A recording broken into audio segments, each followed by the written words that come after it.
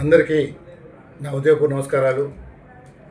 ఈరోజు నర్సీపట్నం క్షేత్రస్థాయిలో ఏదైతే మార్కాపురంలో మెడికల్ కాలేజ్ ఏదైతే గత ప్రభుత్వం 2022 డిసెంబర్లో శంకుస్థాపన చేశారో అది ఎంతవరకు వచ్చింది ఏంటి అని చెప్పి అనకాపల్లి జిల్లాలో పర్యటన భాగంగా నర్సీపట్నం ఎంచుకోవడం జరిగింది. ఉదయమే ఆ మెడికల్ కాలేజ్ మొత్తం 3 ఫ్లోర్లు పైకెక్కి ప్రతిదీ పరిశీలించాం. ఒక అద్భుతమైన ఈ ప్రాంతం డెవలప్ అవ్వాల్సిన ఈ ప్రాంతాన్ని ఇలా వెనకబడి చేస్తున్నారంటే మన ప్రభుత్వాన్ని ఏమన్నా నాకు అర్థం కావట్లే. ఆ మెడికల్ కాలేజ్ నిజంగా నిర్మించినట్లయితే ఈ ప్రాంతం దిశ మారి రూపురేఖలు మారిపోతుంది. మరి అలాంటిది ఎందుకు నిర్లక్ష్యం వహిస్తున్నారనేది నేను స్థానిక ఎమ్మెల్యేని ప్రశ్నిస్తున్నాను. ఎందుకంటే ప్రభుత్వాలు ఏమైనా కావచ్చు, వస్తాయి పోతూ ఉంటాయి, కానీ అభివృద్ధి మాత్రం ఎప్పుడూ ఆగకూడదు. అది నిరంతర ప్రక్రియ. మరి దీన్ని ఆపటంలో ఆంతర్యం ఏంటనేది నేను సూటిగా ఈ కూటమి ప్రభుత్వాన్ని ప్రశ్నిస్తున్నాను. ఎందుకంటే మనం చేతనైతే ప్రజలకు మంచి చేయాలి. ఈరోజు ఆ మెడికల్ కాలేజు ఆపటం వల్ల ఈ ప్రాంతంలో వచ్చిన నష్టాలు చెప్తాను. ఎందుకంటే అనకాపల్లి జిల్లాలో ఇటువంటి హాస్పిటల్ లేదు. ఏదైతే అనకాపల్లిలో హెడ్ క్వార్టర్లో ఉందో వందపట్ల ఆసుపత్రి, అది పూర్తి ఫెసిలిటీ అక్కడ లేదు. ఏమైనా వస్తే రికమెండేషన్ వైజాగ్ కేజీ రిఫర్ చేస్తున్నారు. ఇది అభివృద్ధి అడుగుతున్నాను. ఈరోజు నర్సీపట్నం నుంచి విశాఖపట్నం వెళ్ళాలంటే దగ్గర 95-100 కిలోమీటర్ల దూరంలో కేజీహెచ్కి వెళ్ళి ప్రాణం ఉంటుందో అడుగుతున్నాను. అంటే మీకు ప్రజలుగా చూస్తున్నారా లేకపోతే ఓటర్లుగా చూస్తున్నారా, ఏ రకంగా చూస్తున్నారని నేను కుటుంబం ప్రశ్నిస్తున్నాను. ఈరోజు ఇక్కడి నుంచి అక్కడికి వెళ్ళి ప్రాణం ఉంటుందో అడుగుతున్నాను. ముఖ్యంగా నేను యువ నాయకుడిని లోకేష్ని ప్రశ్నిస్తున్నాను. ఎందుకంటే ప్రాణం చాలా విలువైనది. డబ్బు పోతే సంపాదించుకోవచ్చు, ఒక మనిషి ప్రాణం పోతే తిరిగి తేలేం. మరి బేసిక్ నాలెడ్జ్ కూడా లేకుండా రాజకీయాలు వ్యవహరిస్తున్నారంటే నిజంగా రాజకీయ వ్యవస్థమనే సిగ్గు చేయడం మనం చేస్తాం. ప్రజలు ఈరోజు సామాన్య ప్రజలు పేద బడుగు కోరుకునేది కూడు గూడు విద్య ఆరోగ్య ఉపాధి అయితే కోరుకుంటున్నారు. అంతమించి వాళ్ళు ఏం కోరుకుంటలేదు. ఈ 5 కూడా ఎవరైనా దౌర్భాగ్య స్థితిలో ప్రభుత్వాలు ఉన్నాయంటే ఇది ఏం చేయాలి అంటే ఈ ప్రజల్ని భగవంతుడే కాపాడాలని మనం చేస్తున్నాం. ఇప్పటికైనా సరే నేను ఒకటే డిమాండ్ చేస్తాను, తక్షణం ఈ నర్సీపట్నం మెడికల్ కాలేజీని ప్రారంభించాలి. ఎందుకంటే అక్కడ స్టీల్ అంతా బ్రహ్మాండంగా ఉంది, ఏం పాడవలేదు. నిజంగా ప్రభుత్వం చిత్తశుద్ధి ఉంటే వెంటనే స్టార్ట్ చేయని చెప్పి తెలిసి డిమాండ్ చేస్తాను. మరి ఆ మెడికల్ కాలేజ్ రావటం వల్ల ఈ చుట్టుపక్కల ప్రాంతాలు డెవలప్ అవుతాయి, వ్యాపారాలు డెవలప్ అవుతాయి, ఇన్ని రకాల అడ్వాంటేజ్లు ఉన్నాయి. ఇన్ని పెట్టుకొని మాకు ఇది గత ప్రభుత్వం చేశారు, క్రెడిట్ వాళ్ళకి వస్తుంది, మాకు రాదు. క్రెడిట్ ఒకటి రావటం ప్రజలు ఓటేసింది పాలించమని చెప్పే తప్ప మీరేమీ ప్రజలకి ఎప్పుడూ మొగుళ్ళు కామని చేస్తారు. మీరు ప్రజా సేవకులు, అది మర్చిపోయి మీరేదో మేము విఐపీలు అని చెప్పి భావిస్తున్నారు. ప్రభుత్వాలు మారినా సరే మీరు ప్రజా సేవకులుగా వచ్చారు, ఇంకోటికి మాత్రం కాదు. మరి ఈరోజు మనం చూస్తున్నాం, ముఖ్యమంత్రిగా చంద్రబాబు నాయుడు గారు మాట్లాడుతుంటే ప్రతి మీటింగ్లోని 3వ పెట్టిన కనమని 30,000 ఇస్తానని, 4వ పెట్టిన కనమని 40,000 ఇస్తానని చెప్పి చెప్తున్నారు.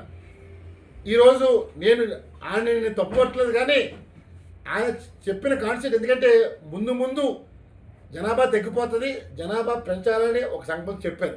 కానీ అది మిస్ఫైర్ అయ్యి ఈవేళ అపహాసంగా ఆయన మీదే ట్రోలింగ్ నడుస్తుంది.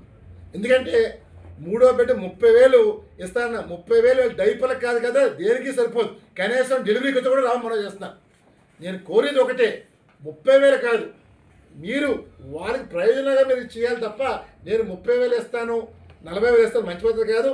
మీకు నిజంగా ఇది మీకు కోరుకుంటున్నారంటే మీరు ఏం చేయాలంటే రేపు మహానాడులో ఒక తీర్మానం చేయండి. ఎవరైతే 3 బిడ్డలకు అంటారో 4 బిడ్డలకు అంటారో వాళ్ళకే టికెట్లు ఇస్తాం చెప్పండి. ఏది ఎందుకంటే వాళ్ళ రాజకీయ ఎమ్మెల్యేలు, ఎంపీలు, జడ్పీటీసీలు, ఎంపీటీసీలు, కార్పొరేషన్ చైర్మన్లు, డైరెక్టర్లు బోల్డ్ అని పదాలు ఉన్నాయి. సో మీరు ఒక తీర్మానం పెట్టండి, 3 పిల్లల కన్న వాళ్ళకే నేను టికెట్లు ఇస్తాను ఎవరైనా చెప్పండి, అప్పుడు కంటారు. ఎందుకంటే ఒక్కో పదవి కోసం 10 మంది 20 మంది పోటీ పడుతుంటారు.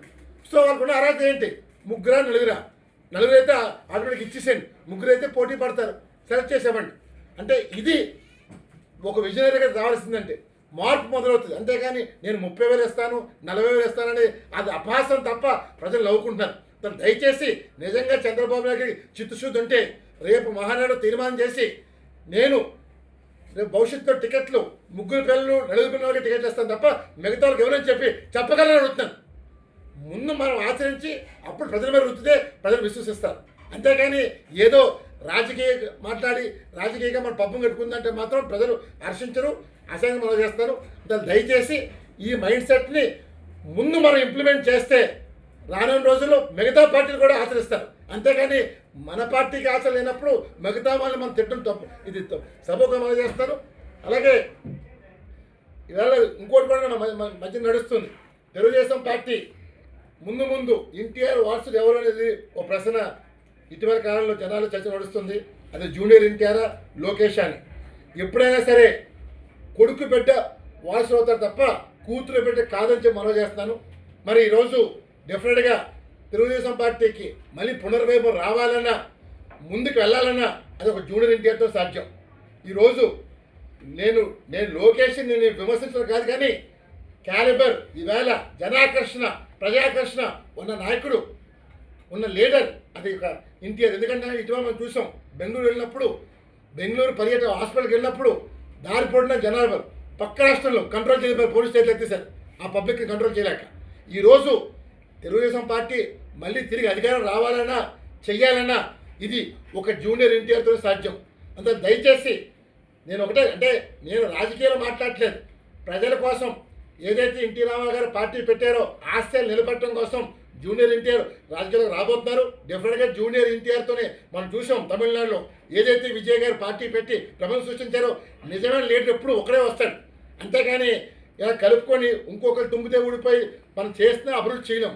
ఈవేళ మనం చూసాం ప్రభుత్వం కూడా అంటే కొన్ని పార్టీలు ఏమో నేను ఊడకం చేస్తానంటున్నాయి.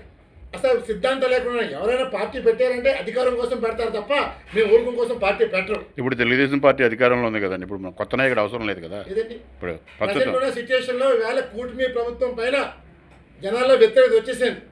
ఈవేళ 2 ఏళ్ల పాలనలో ప్రభుత్వం పైన తీవ్ర వ్యతిరేకత ఉంది. అవినీతి తారాస్థాయి జరిగిపోయింది.